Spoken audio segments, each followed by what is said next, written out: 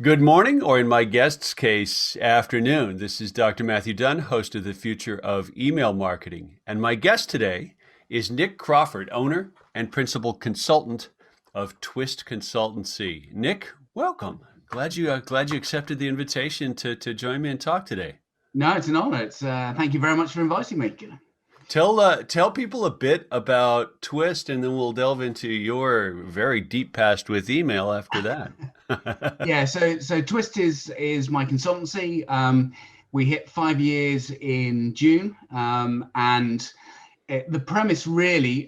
So kind of my background is a mixture of kind of vendor agency and client side. But Twist for me is all about how do you engage and create more relevant marketing. So we have a strap line that runs, relevance engages and engagement converts. And so Nice. although my background is email, it's important to see where email sits in the integrated marketing mix.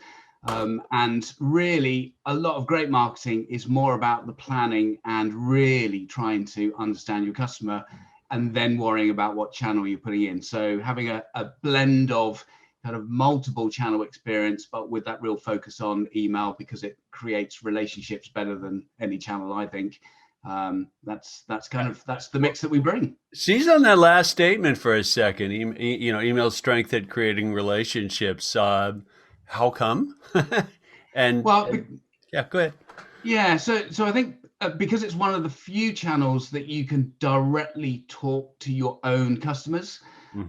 So that's not belittling the other channels. So social in terms of being able to find new reach, of being able to create that awareness, it does it better than anywhere else. And email really struggles in those kind of the top part of those funnels and certainly if you're in an acquisition stage, slightly easier for business to business, but business to consumer, almost impossible to do by email. Right. But actually, once somebody has become aware of you and put their hand up and said, I would like to learn a little bit more about you, that ability to be able to kind of both speak directly to them and also to be able to understand how they have behaved with your business, what their context is, and to be able to tailor those messages is far more in the marketer's control within email than probably any other channel. So, okay, you can have web variation, you can have web personalization, for example, but actually that will still need to kind of work at scale. Whereas email pretty much, okay, your mass market newsletter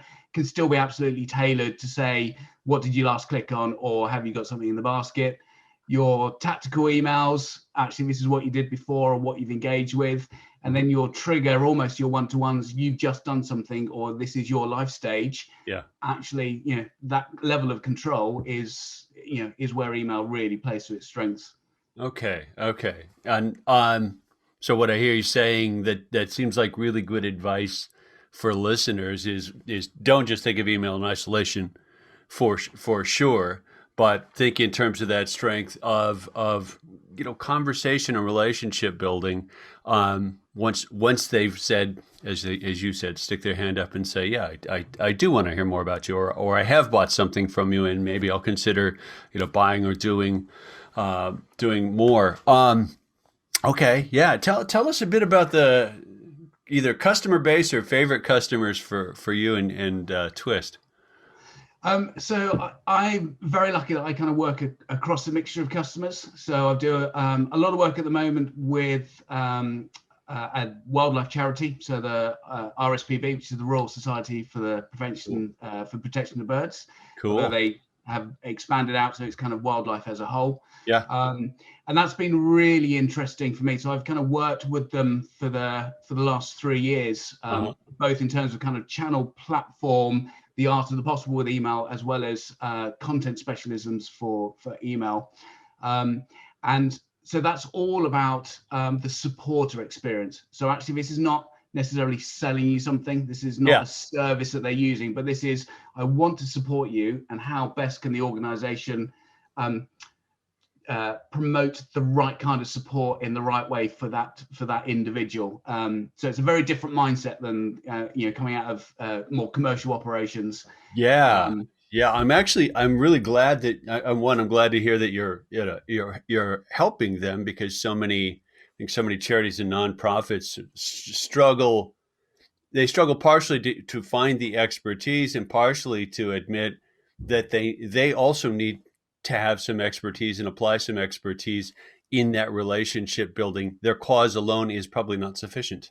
Yeah, and actually you find that's an internal conversation as much as anything else. So you've got the conservation and the science that are saying this is the most important thing because this is what makes a difference. Yeah. And then you've got the fundraising teams going, but without the revenue, all that work can't happen. And so there's this kind of sometimes, not so nice yin yang that kind of needs to happen, but they absolutely need to live, coexist. Yeah, absolutely. And I want to take it in sort of a tactical direction, email and pick on, what was the name of the organization again? So it's the RSPB.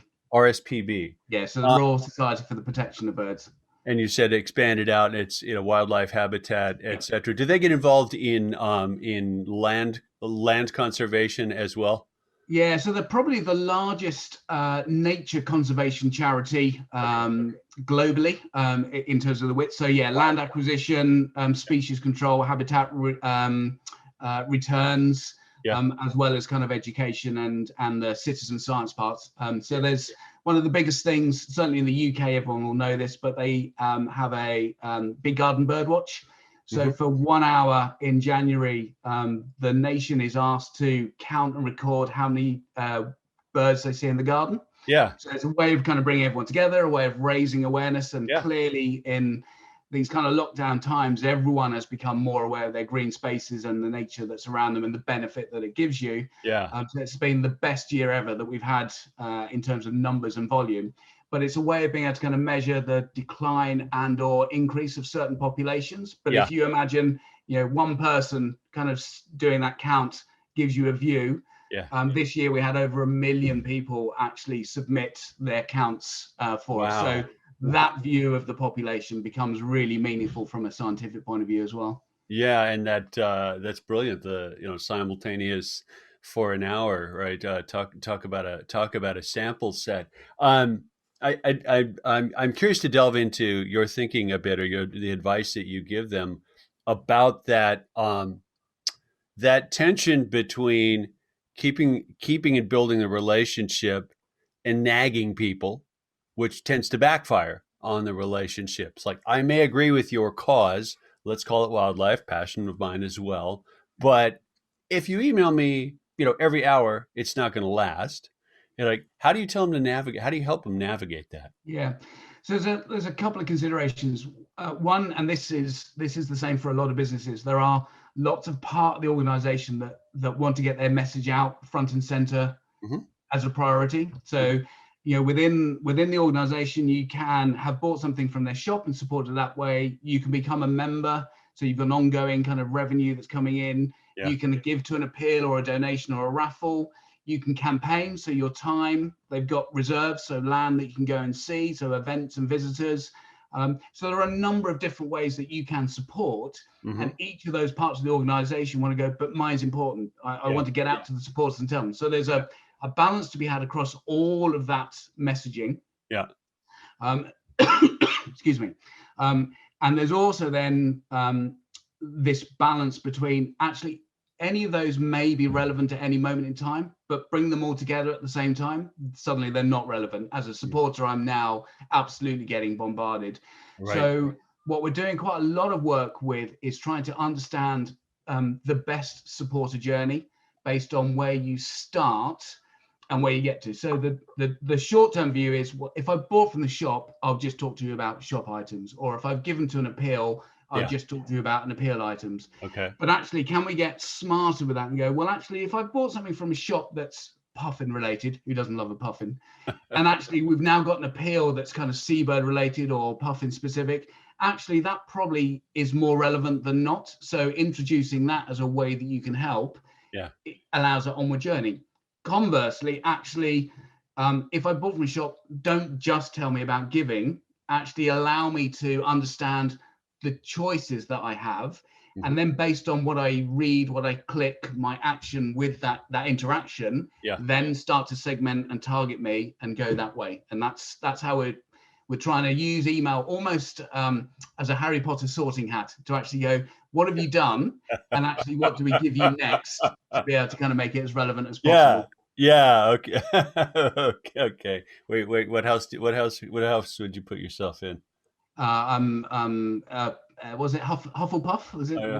Yeah, Yeah, I could see softer, that. gentler one. No Slytherin for me. Extraordinarily nice guy. I'm not sure they wouldn't have stuck me in Slytherin, to be honest, but um, this is a fascinating X-ray to put on email to talk about a nonprofit, because it's so easy to go down the rat hole of buy and commercial and purchase and that, and at the same time that's not what the long-term relationship with the customer is really about.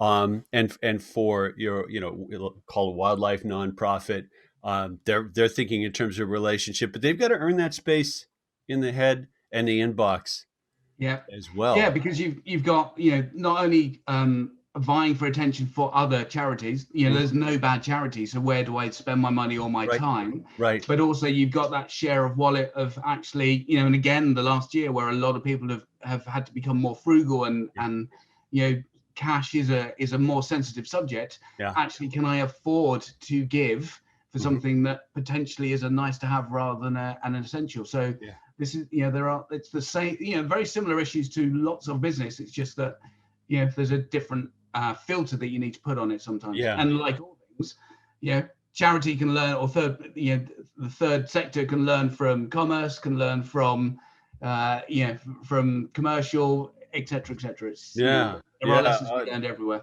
Fascinating. And you bring to this conversation considerable experience with business, commercial clients as well, correct? Yeah, absolutely. So I've had the pleasure of kind of working across automotive, travel and leisure, gaming, Ooh. as well as kind of commerce sites. So it's fascinating. So as a kind of really good example where that kind of cross learning works, a few years ago, web personalization, email to web was kind of a big thing. Hmm. It's not that it's not such a big thing. We just still haven't cracked it properly. But it was kind of first introduced and was the new kind of Yeah. shiny object. Yeah.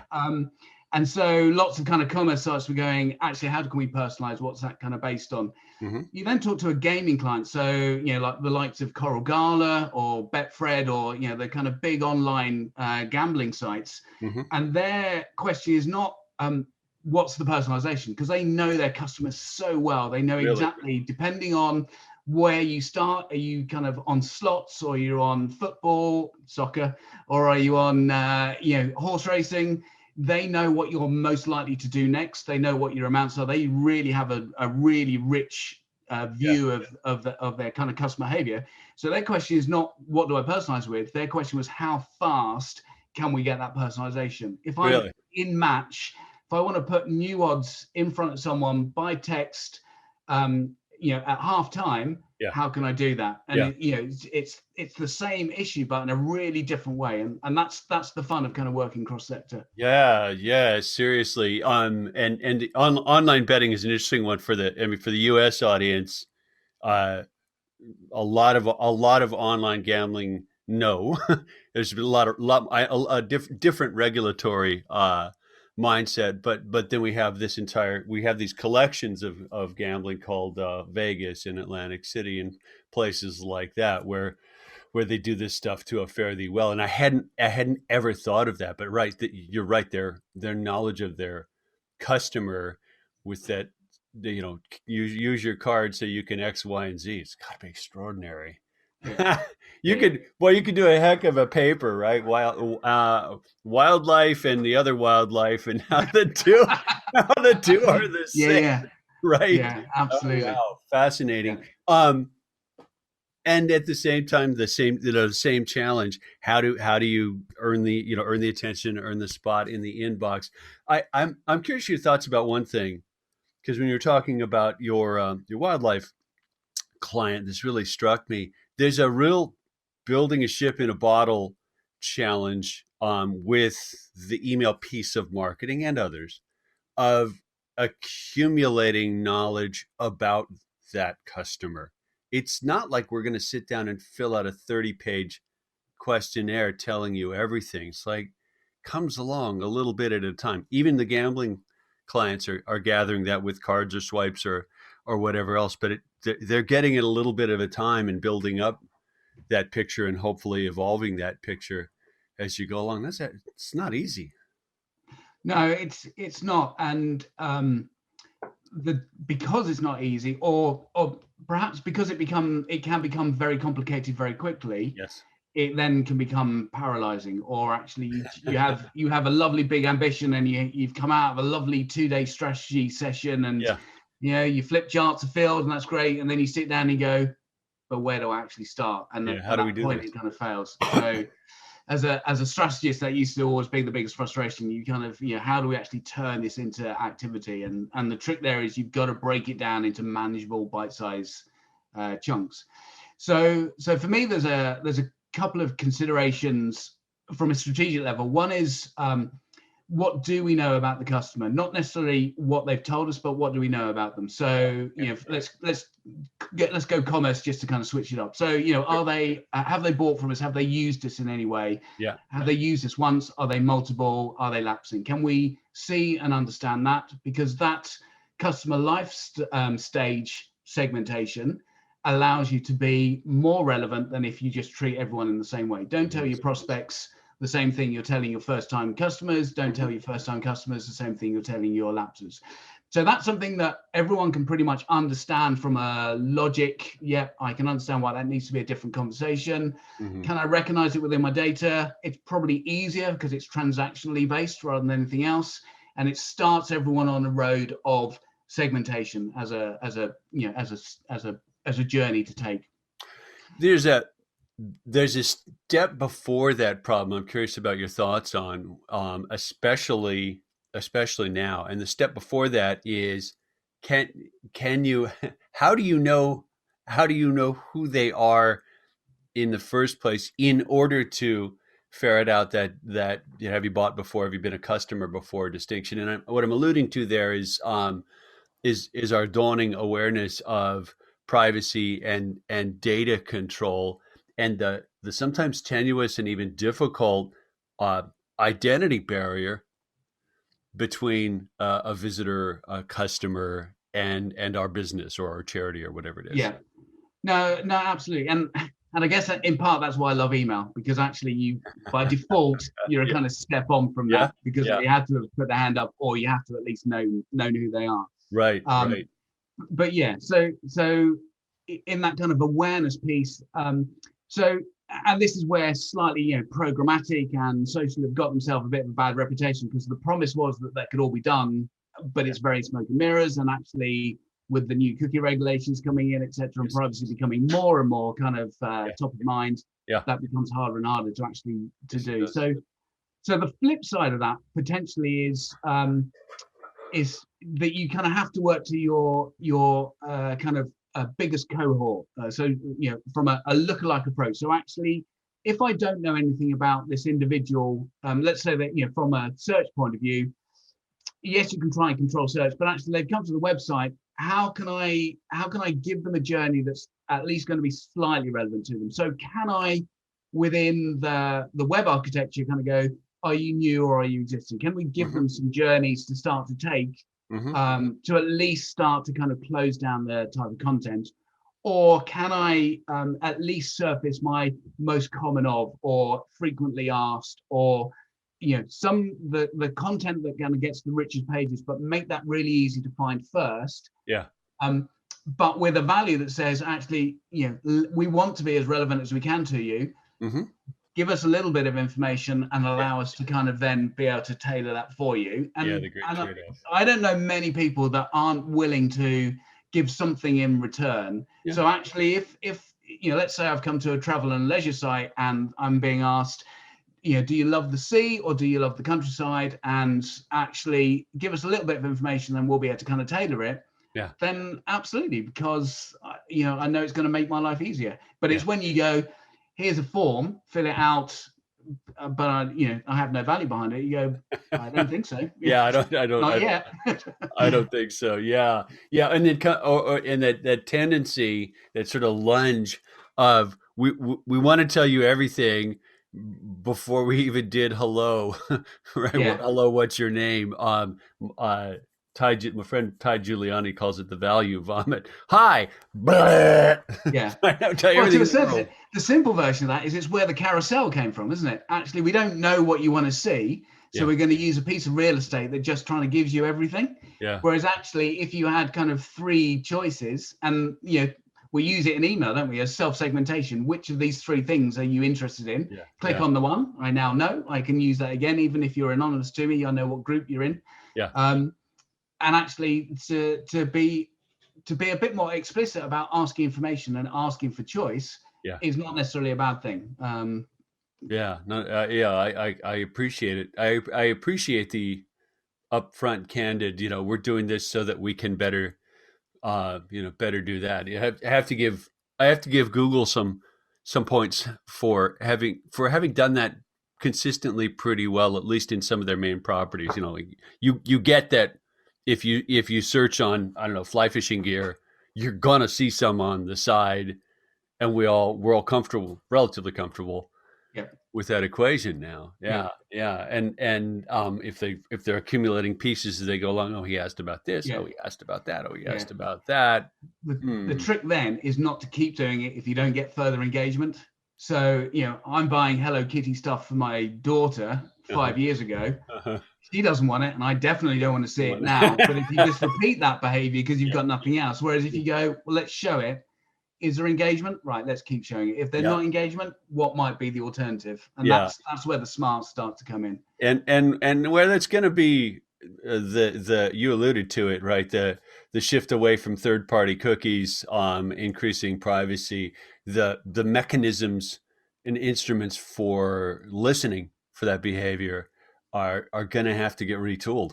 It's not going Yeah. to be as simple as it was once upon a time. When one of my sons went off to college, and started actually spending money.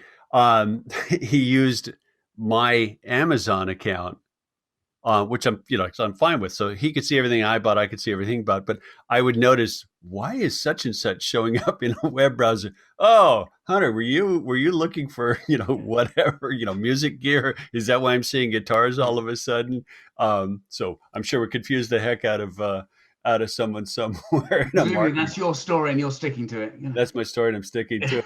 Yeah, that's absolutely right. It does make Christmas surprises a little more difficult, I've got to say. Yeah, yeah. Um, so let's go down the email rabbit hole a bit more specifically. A fair spread of the audience for this podcast are more likely to be uh, entrepreneurs, small to medium sized businesses may not have thought about their email program at the kind of scale of some of your clients. And I'm wondering what your advice to start climbing email mountain looks like. Yeah, so and again, certainly for startups, email doesn't tend to be where they kind of go because it's all purely acquisition. It's Yeah, absolutely about getting yeah, the advice I'd give is ensure that you've got a way to start building your email base though. Even if you don't think you're going to use it mhm, straight off, yeah, actually everyone coming to the website, everyone interacting with you, yeah, physically at an event, doesn't really matter, being saying, we would like to keep in touch. We'd yeah, like to kind of, be able to share and show yeah, as required.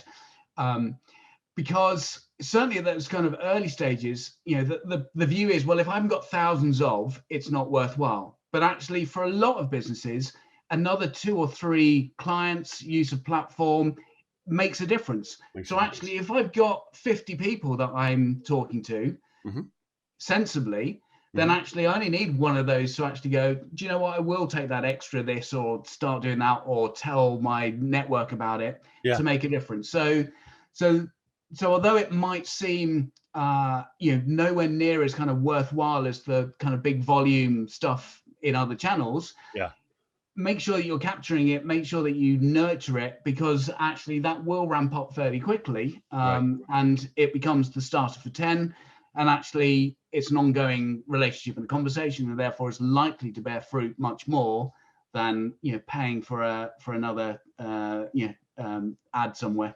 That's really good advice. And it also implicit there is you can't buy those relationships from some guy off the back of a truck, right? Hey, I've got a million addresses in this industry. Like Yeah, aside from it's not legal, and it's not a good idea. You have less of a relationship with those folks on that list than the guy who landed on your website and spends a minute there and fills in the box. yeah, yeah, Right, absolutely. right. Yeah. How much data should someone attach in that initial, hey, do you want to be on our list and hear more from us? Yeah, so I do, and I know that there'll be a large group going, no, you've got to get it first hit or you've got nothing. But I do absolutely believe that minimal requirement as a starter is the better way forward. So, first name, surname, email address. That's all Okay. you necessarily need to kind of Okay. start with. Because it allows you to at least kind of recognize who they are and continue that conversation. So the trick is, as somebody's gone, you've made it very easy for them to be able to kind of start that relationship. You've not Yeah. given them a kind of big full-on preference center form to kind of fill in. Yeah. You're up and running. The trick then is your welcome journey. So don't drop them straight into your newsletter. Don't just go generic, but actually go thank you. Yes. And if you've got some idea of the source that they signed up from, is it after reading a blog? Was it on the homepage?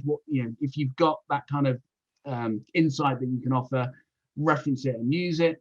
Yep. But then within the first couple of weeks, you can go, we'd like to know a little bit more about you. We'd like to be able to make sure that we're only sending you relevant and important information. Mm-hmm. So here's another small form to kind of fill in. Or actually, here's our preference center. So you can say, these are the things I'm interested in. I did a lot of work with Travelodge, who are a big budget, or probably the largest budget hotel chain in the UK. And we introduced a preference center for them. So that, as well as kind of channel specific, it also allowed you to say, are you business or leisure? Because actually what's important to somebody who travels for business, Wi-Fi, parking, breakfast availability is very different from family, which is comfort, size of room, amenities, etc. Yeah. We then also kind of asked for a date of birth. We did that with the value exchange of going, we would love to be able to give you something nice on your birthday. So absolutely upfront, explicit, but it then meant that we've got some kind of demographic data, and also we could then actually once a year give a reason to speak to someone who we wouldn't necessarily have a reason to otherwise. So again, just that value exchange works. When you when you suggested the birthday, was there internal resistance to asking the question? The question that it was, well, why is it? Why? What's the value of that? Okay. Because from a process and a business point of view, I don't need your birthday for you to be able to book a room with me. Yeah. So actually, that mindset, that kind of nice commercial kind of black and white, that's great. But actually, if I keep sending you stuff because you don't need anything, what are you going to do? Yeah. If I send you stuff that actually is for you, tailored to you, what are you going to do? Okay. Oh yeah, and that's the thing that and again, probably marketers are the worst for it. Is we kind of come into work and we take off our consumer hat and we put our marketer hat on and go, I'm now going to talk at you and I'm going to just tell you stuff, and you are going to listen, and this is the best news you've ever heard. And then you kind of look at your phone and go, rubbish. Yeah, so that's the trick, is to remember what it's like to be a consumer when you put the marketer's hat on. That's a good advice. Second question about the birthday. How successful? Like, what percentage of people would say, "Oh yeah, I understand," and here you go? Yeah, so we had something. So we didn't make it mandatory. There was no need. Yeah. But we had, from memory, something like an 85-90% take up on that, because we have also trained our consumers that if I give my birthday, I probably am going to get a discount or an offer or a free something. Yeah. Why wouldn't I? So, why wouldn't I? Yeah. It was there was no issue in somebody kind of giving that information. That's wonderful to hear. We've got we live in we live in a town called Bellingham, Washington, sort of northwest corner of the U.S., and we've got a fantastic local bookstore, Village Books, and the postcard comes in the mail right before a week or so before the birthday. Like here's your discount, and 20 plus years or whatever. I really expect that cotton picking card from them. And you'd now be upset if it didn't come. Oh yeah, I mean it's actually become part of the brand and stuff like that. So you're right, the consumer expectation is there, but going ahead and delivering on it is pretty darn important, because I suspect if they'd asked my birthday and then never done anything with it, if they ever asked again, I'd say like, no, you didn't care enough to do anything about it. Yeah, and that's even more important if you're ever doing any survey work. So, surveys again are thick and fast. And if a consumer can't see that the effort that they put in is somehow manifested in change in the real world, you start to kind of lose. So yes, you can incentivize it, and that's a slightly different conversation. But that kind of we really do care, and we really do want to kind of understand. Yeah. So and then somebody starts to see change, is really important. So.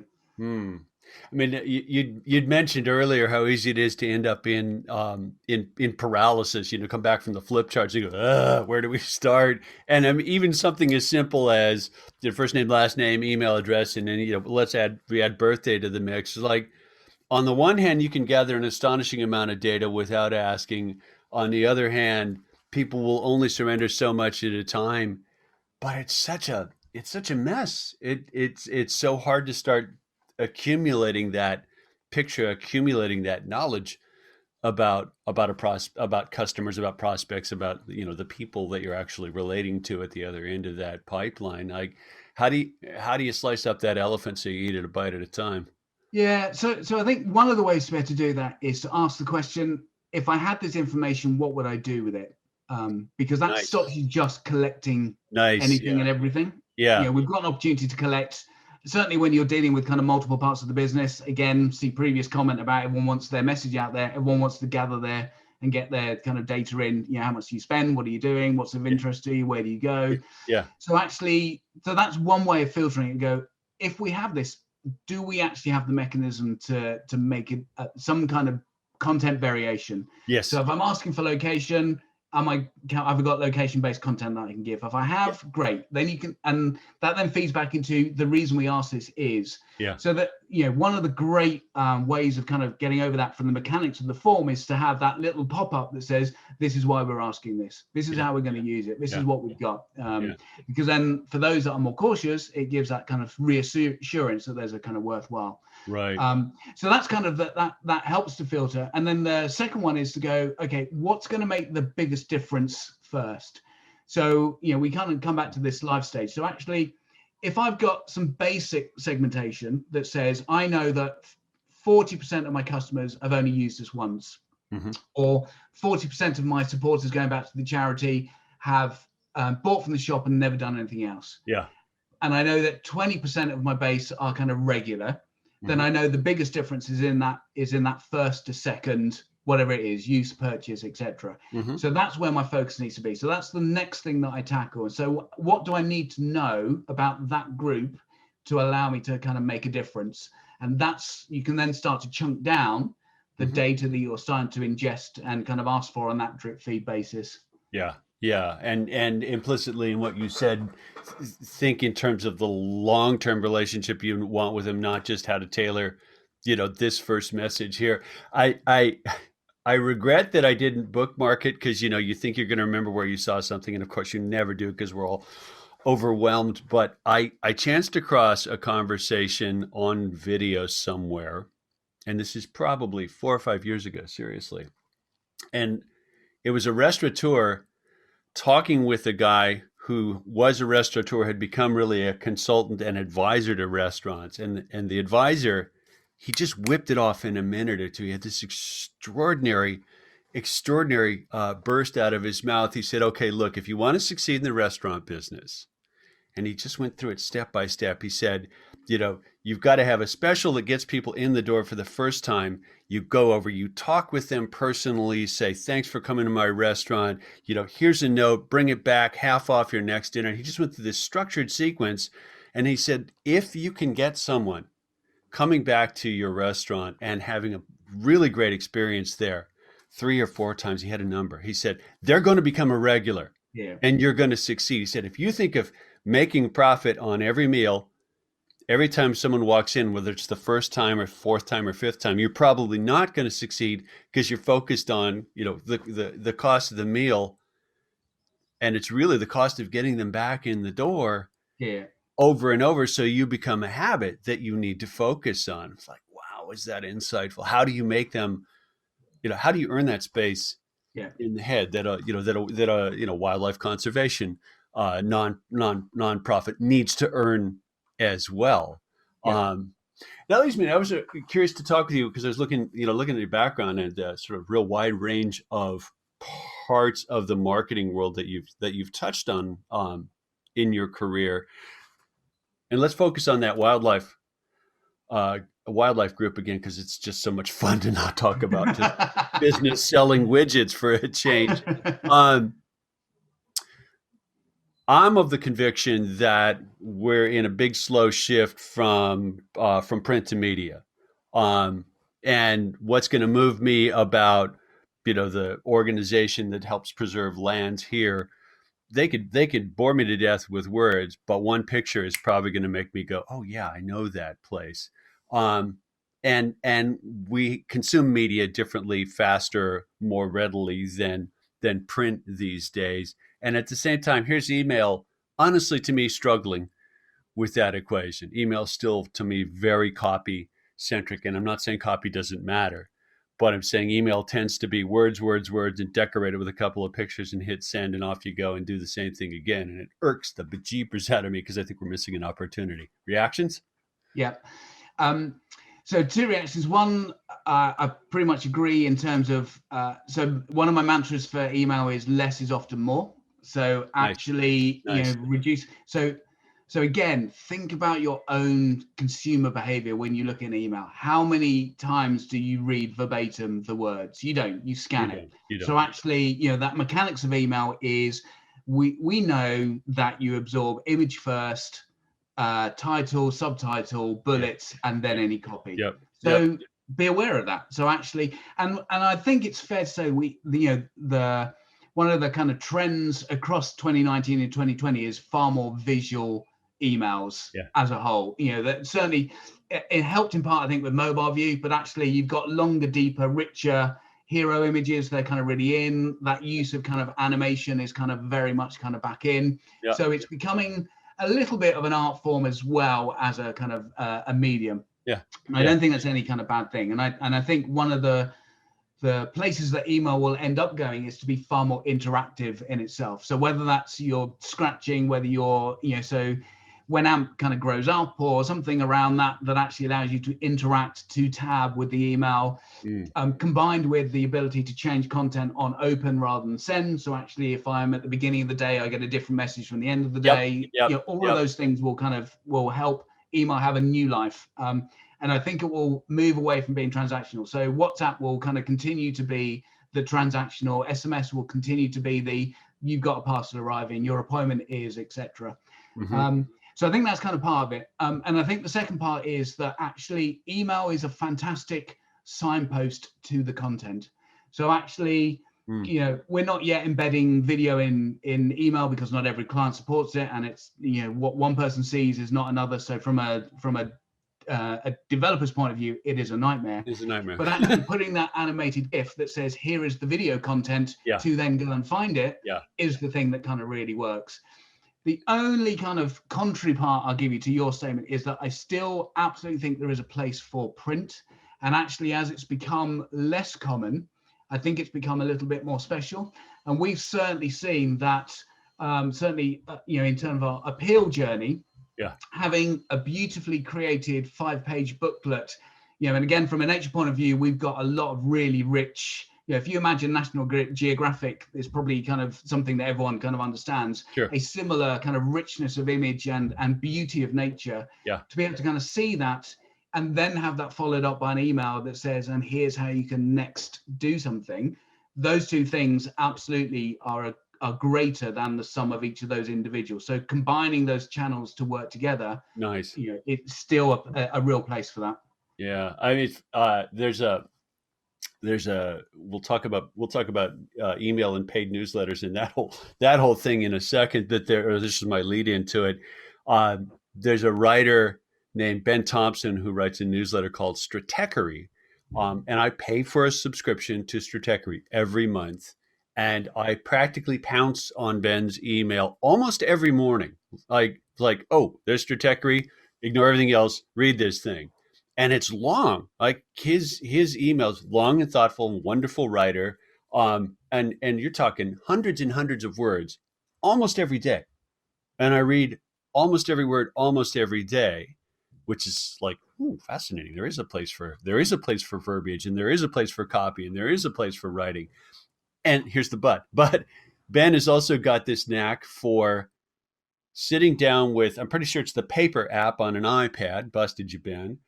And he'll draw the simplest looking diagrams that actually really pull his point together. This is why Facebook has kneecapped the newspaper industry, and he'll do it in verbiage, but then he'll also do it in a visual, and the two work extremely well together. And so I read his stuff and I read his images as well, and I happily pay and do everything I can to drive more people his way, because it's incredibly valuable. He delivers incredible value. Like, of course I'm going to keep my Stratechery subscription. Like, that's wonderful. So it is possible to get people to read your email.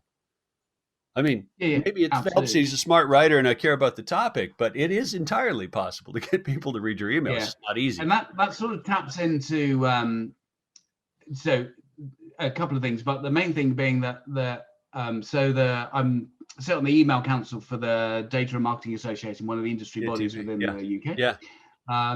And so they do consumer research every year. And the biggest reason that somebody opens an email, so 48% from memory, is the relationship you have with that business or what you've seen in the past. And then it's like 30% for the subject line. So it's because that the content is valuable, because you enjoy it, it entertains and it informs.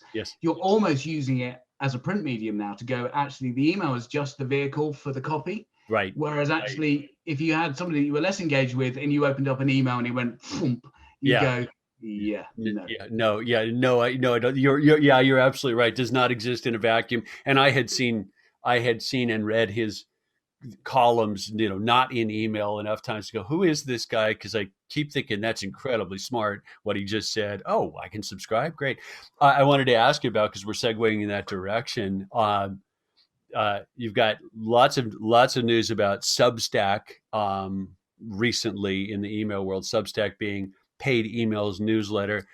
Twitter acquired a company 6 months ago or something like that. That's a paid email newsletter platform. It's like all of a sudden, email as a delivery vehicle for words, as you just said, has kind of got some sex appeal after having been relatively quiet for a decade or so. Reactions, comments? Yeah, but I think that's more than about email being a delivery mechanism rather than a content form. Okay. So I think there's probably a separation there between actually, because in the content form, from a marketing point of view, am I likely to pay for it? No. If it's the way that I can receive that information or be signposted to the rest of the information as a mechanism, then absolutely. So I think it's email doing two slightly different jobs depending on kind of its point of origin. So here's a Substack story. I want to know I'm curious about your reaction to this. And I think they're throwing some VC money around, which makes some of this easier. But Substack have done some what I would call cherry picking of journalism. They've taken top tier writers away from the New York Times, from Vox, and said, look, you individually, have a voice and a following that's substantial. Here's a pile of cash. Leave that place. Come write your own newsletter. You'll end up making a ton more, and we'll do just fine. And they've pulled some very high profile writers away from the conglomerate that is a New York Times, a Vox, or something like that, and pulled them over into Ben Thompson's sort of solo writer. It seems like, and email is the delivery and control mechanism, if you will, there. But it also strikes me as like, wow, that's like last gasp for conventional, all in one place conglomerate journalism. It's a huge threat to those institutions. If their stars can jump ship and go have a solo career, how's the band going to keep playing, right? Yeah. Well, it feels very similar to what Netflix did in terms of when they started creating content and their own film and their own, that was taking it away from the networks. Yeah. It's like anything. We've got a great big debate in the UK at the moment over our soccer leagues and the new Super Soccer. I was going to ask you about that. Super Soccer. So this is a whole kind of like, we've got the best of the best. We're going to put it somewhere else. We're going to make it a walled, ring-fenced secret place. Yeah. And we'll make a load of money from it. And everyone is kind of going, but that's not what the whole grassroots up to professional, that's not the basis of it. And but you've got others kind of, so you've got that kind of view, and you've got the other views of going, but if it means that I can see my team play against Spain or Italy, the best of, it should be great football, and why not? So like all these things, what value do I as an individual put on it, and does that mean that I'm willing to pay or subscribe or sign up to, or does it actually disengage me because it's seen as too cynical or too, commercial? Well, wow, a lot to unpack here. So that proposal you talked about, what's the label for that league? Not the Super League or something like that. I can't remember. It's kind of I was watching it on the news yesterday. So. Yeah, like I know bubkus about soccer, and interestingly enough, Ben Thompson, Stratechery, did a piece on that proposal for a super league. He said, this is another, really, this is another internet and free distribution thing. It's like, because it's the most famous teams, not necessarily the best teams, that are proposed for this super league, which is kind of like the most famous writers could go write a newsletter article, not necessarily the best in a competitive sense. I don't know how you have writer competitions, but its attention is becoming such a scarce commodity that the proposal there is, we'll take the ones that are brands in your head already, take the 20 most known soccer brands, football brands, package them up, and you'll go there. And I would counter argue that Netflix example, Netflix doesn't just show hits. They've invested and are investing more and more in creating a pretty large repository, because our tastes are diverse enough where if I'm going to stick with my Netflix subscription, I may do it because of programs that are, blah, blah, blah, World War II British drama. You guys seem to love those. And you may do them because you like, you like thrillers or whatever, instead of just everyone will come because we have just the top movies. The Soccer Super League seems like just the top box office smash movies. And Netflix would say, no, you got to have more depth than that, or people won't really stick around. I guess, and in a way, I guess we've got so used to Netflix that it just seems normal now. But I'm fairly sure that in the beginning they had content that was only available on Netflix to bring everyone in, and therefore there's a kind of sense of you've got to come here if you want it, or certainly if you want to watch all of it, you've kind of got to come here. So, but over time, they've kind of almost become magnanimous again and kind of given back, and they're supporting smaller projects. So there's good and evil in everying, I guess. There's good and evil in everything. Yeah. I just got a pop up that says one, you chewed up a whole bunch more next time than you asked for. So thank you for continuing this conversation. But I've got to let Zoom turn this into a video for our mutual purposes and hopefully our audience's purposes. But so I got to wrap up. But parting like advice for companies that are sort of not really doing the job with their with the email piece of their marketing world? What, how do you convince them that it's worth the time and attention and it's not old and tired and dead? Yeah. So I think it depends who you're talking to. So if you're talking to from a commercial point of view, I would say send an email and watch your web traffic, watch your phone ring, and watch your sales, your support, your engagement happen within 24 hours of that send going out. It absolutely has an immediate impact. Yes, it does. I think from a marketer's point of view, I would say, what other channels do you own that data? What other channels can you nurture that relationship? Make email work for you. And then for the strategists and the vendors and the platforms, I'd say, how can we help those that aren't tech savvy, that aren't coders, that just have the good ideas? How can we enable them to make the content they're putting out as relevant, engaging, entertaining as possible? Nice. You just did the commercial for this podcast episode. As usual, far better spoken than your cousins across the pond here. Hey, Nick, hang on. I'm going to hit the end record button, so you're not going to have a quick tag in the conversation. But once again, my guest has been Nick Crawford, owner and principal consultant at Twist Consultancy. What's the URL for Twist in case someone's listening and they're curious? Yeah, so it's twistconsultancy.co.uk. .co.uk. Nick, thanks so much for the time. It was a real pleasure speaking with you today. Yeah, I really enjoyed it. Thank you.